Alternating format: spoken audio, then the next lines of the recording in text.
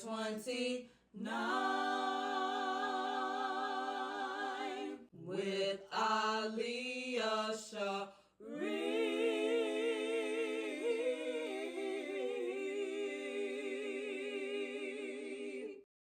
Hey y'all, welcome to the 429 podcast, where we talk all things faith, family, business, love, and everything in between. I am your host, Aliyah Sharif. If you're new here, if this is your first time, go ahead and hit that subscribe button. If you're watching on YouTube, if you're listening on Spotify, hit that follow button. Do y'all prefer to watch my episodes on YouTube? Or do you prefer to watch or listen to them on Spotify? Because I don't think y'all really bang with my Spotify account, which is cool. I'm just trying to provide more options for you. Let me know in the comments.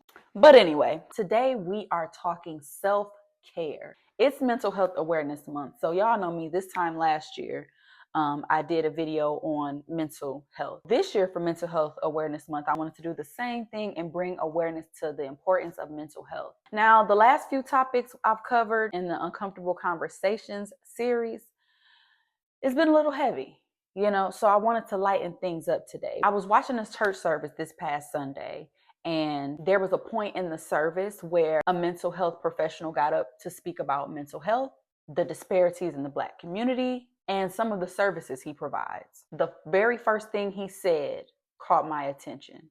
He said, "Repeat after me, self-care." And I said, "Self-care?" And he said, "It's not selfish." I said, "Per sir, yes." So that is where the title of this episode for today came. Self-care is not selfish. I was introduced to self-care a few years ago by my cousin who came into town one weekend, and we were out riding, her, me, my sister. And her question to us while we were on our way to where we were going, she said, "I like to check in, with my people. So I'm gonna ask y'all, what do you do for self-care?" And in my mind, I'm like, huh? What is it? What is that? It took me a minute to answer her because I wasn't sure what self-care was at the time. So she explained it to us. And ever since then, I've been trying to incorporate self-care into my routine. So the term self-care has been used a lot, but maybe you're like I was and you're really not sure exactly what self-care is or how to incorporate it into your daily or weekly routine. Well, I'm here to help. For those of you who don't know, self-care is exactly what it sounds like. Taking care of yourself. It's a way to improve your mental health. It can be an activity or a routine. And not only can self-care improve your mental health, it can also help improve your emotional well-being. Let's talk establishing a self-care routine. This can be a challenge depending on what your schedule is like. I work full-time Monday through Friday. So my self-care time usually falls sometime on the weekend. Right now I have self-care Saturday, but depending on what I have going on throughout the week, I may switch my self-care Saturday out with another day. So like if I'm traveling on the weekend, I may take my self-care Saturday, I may turn it into a self-care Thursday or something like that. I switch it out with another day in the week. It just depends. Yeah, I have an entire day for self-care. Self-care Saturday. Everybody knows, all the people that need to know that's my day. My phone is on do not disturb. No, it's on sleep mode, so I don't get nothing. I do have certain calls that can come through if it's an emergency or something, but other than that, you ain't gonna hear from Lee.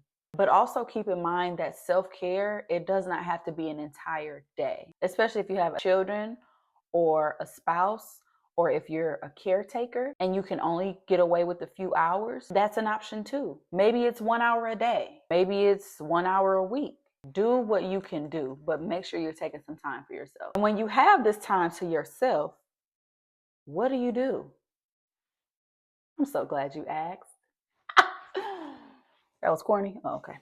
There's actually a lot you can do, and there's different types of self-care. You have physical, mental, emotional, spiritual self-care, all the things. So there's a lot you can do. One example may be to go to the gym. That's physical self-care. Or schedule you a therapy session. If you've been wanting to go to therapy for a while, that's a form of self-care, taking care of your mental. Or if you want to do a paint and sip, or just a paint and chew, if you're not a drinker, whatever. You can go out with a group of friends or by yourself, go to dinner, take yourself to a movie. You can go to a museum, go for a walk. Use this time to do something that you really enjoy or try something new. There are some simpler ways to partake in self-care. Like I said, depending on your schedule, you may not have the time to go and do different things. You may not have the money. It's okay. There's an option for you too. My favorite thing to do for self-care, absolutely nothing. Most of the time, I'm so exhausted from the week. I'm chilling on Saturday is my day to chill. Leave me alone. Let me do what I'm gonna do. Just leave me alone. Respectfully, leave me alone.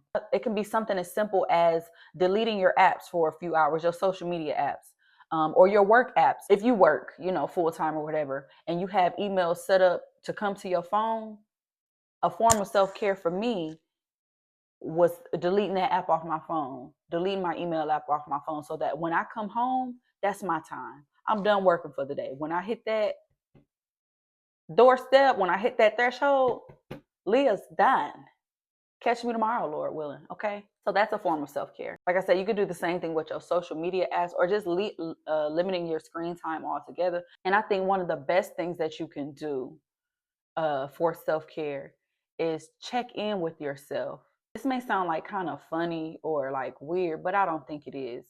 It's just like you would check in with a friend or your parent or your spouse, and just like, hey, how you been? What's been going on? What you been up to? You got to check in with yourself too as a form of self-care.